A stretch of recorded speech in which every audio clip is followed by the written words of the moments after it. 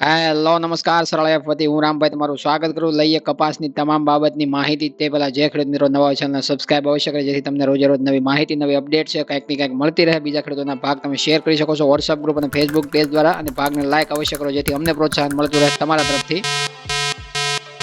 કપાસ બજારની અંદર જોઈએ તો અઠવાડિક સ્થિતિ છે આપણને આ અઠવાડિયામાં છે થોડીક ગંભીર જોવા મળી છે ભાવને લઈને. કારણ કે ભાવ છે વધારે પડતા કોઈ મજબૂત તેજ જોવા નથી મળ્યા, અથવા તો મોટી કોઈ નવી તેજ આ અઠવાડિયામાં નથી જોવા મળી. એના શું કારણો છે એ આપણે થોડા સમજીએ તો વરસાદ બાદ જ્યારે કમોસમી વરસાદ માવઠું થયું એ બાદ છે કપાસની વીણી તૈયાર હતી. એ પ્રથમ વીણી છે ખેડૂતોએ વીણવાનું ચાલુ કર્યું.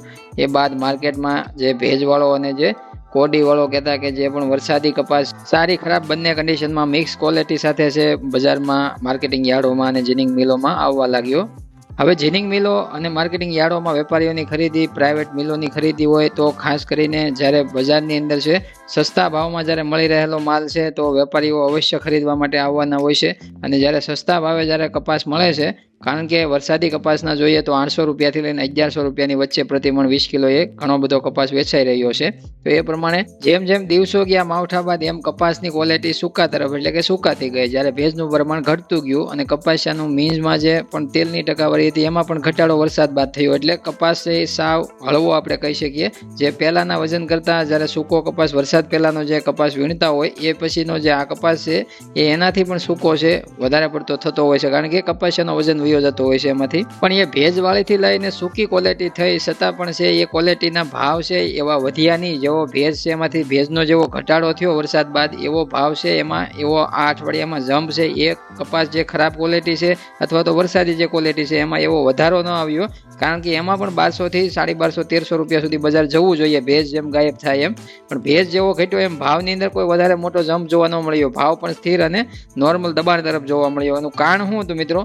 જીનિંગ મિલોની અત્યારે હાલની 70 કે 75 આરડીમાં જ્યારે ઘાસડી તૈયાર થતી હોય છે એટલે એ ક્વોલિટી છે એને વેચવામાં જે વધારે પડતી એની માંગ બનતી હોય છે.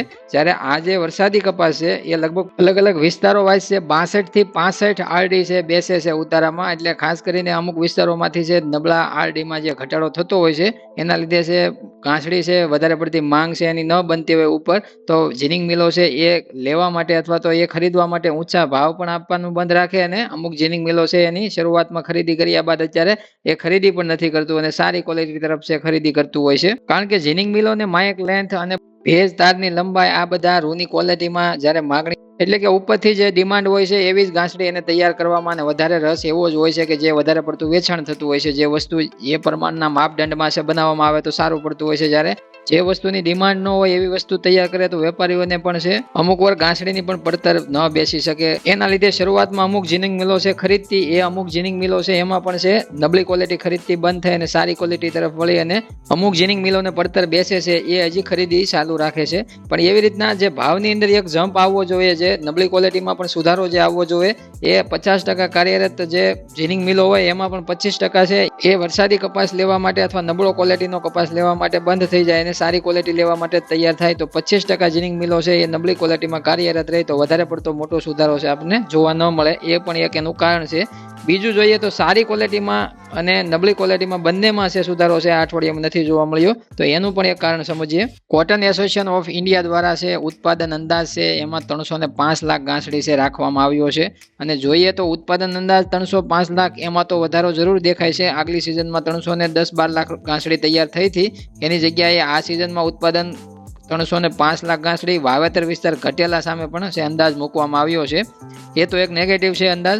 પણ બીજું એમાં ઇમ્પોર્ટનો આંકડો મોટો છે, આયાતનો આંકડો મોટો છે કે જે આયાત છે વિદેશોમાંથી ભારતમાં 45 લાખ ઘાસડી થઈ શકે છે એવો પણ અંદાજ છે એમાં રજૂ કર્યો છે. આયાત જગાત મુક્ત કરવામાં આવી પાછલી સિઝનના એન્ડમાં એટલે કે 2024-25માં, અને એ એન્ડ સિઝન એટલે કે આ નવી સિઝન છે આપણી 25-26ની. એવી રીતના પાછળની સિઝનમાં જ્યારે 1 થી 1.5 મહિનો ખરીદી જે આયાતની થઈ છે એ ઘાસડી છે એની આયાત પાછલા વર્ષની અંદર સિઝનમાં સ્ટોક ગણાય.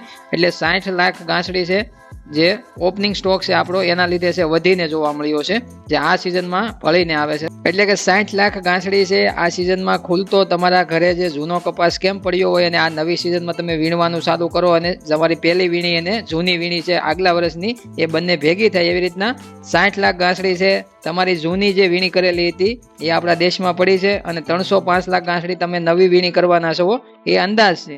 એટલે કુલ ઓલ ઓવર જોઈએ તો 45 લાખ ગાંસડી છે આ સિઝન જે નવી છે એમાં બહારના ગામમાંથી તમે લાવવાના હો.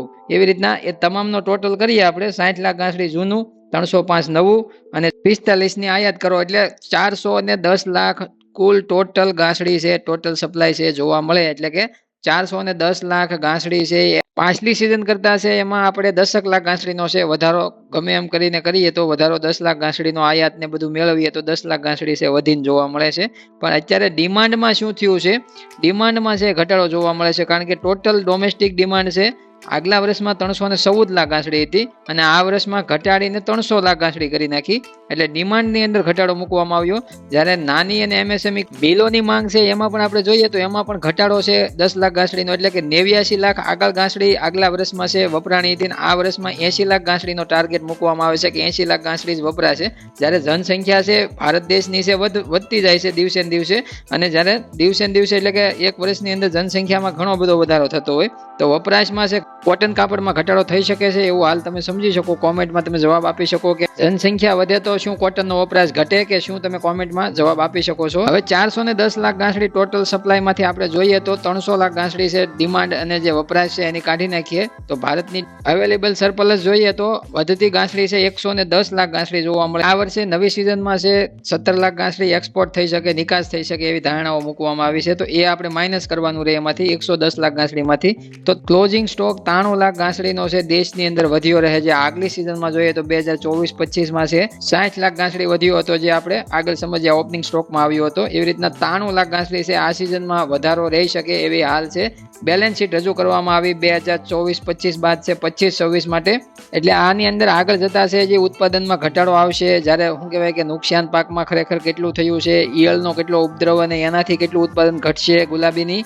એટલે ખાસ કરીને આગળ જતા ઉત્પાદનમાં ઘણો બધો કાપ આવશે એ આજે આગળના રિપોર્ટો રજૂ કરશે. પણ અત્યારે બજારને દબાવવા માટે છે આ નેગેટિવ જે બધા આંકડા રજૂ થયા હોય એવું હાલ લાગી રહ્યું છે. તમારું શું માનવું છે?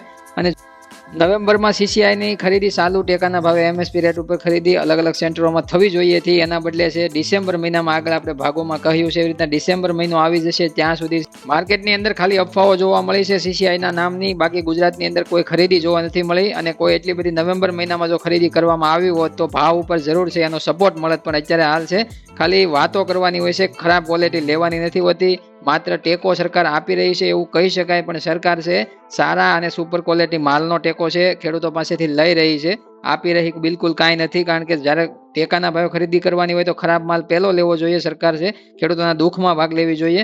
એના બદલે સાદી કપાસ જ્યાં સુધી વેચાઈ ન રહે ત્યાં સુધી માર્કેટમાં છે નવેમ્બર મહિના દરમિયાન જોવા ન મળે અને ડિસેમ્બર મહિનામાં જ્યારે બીજી વીણીની શરૂઆત થશે ત્યારે છે ખરીદી કરવામાં જોવા મળે છે.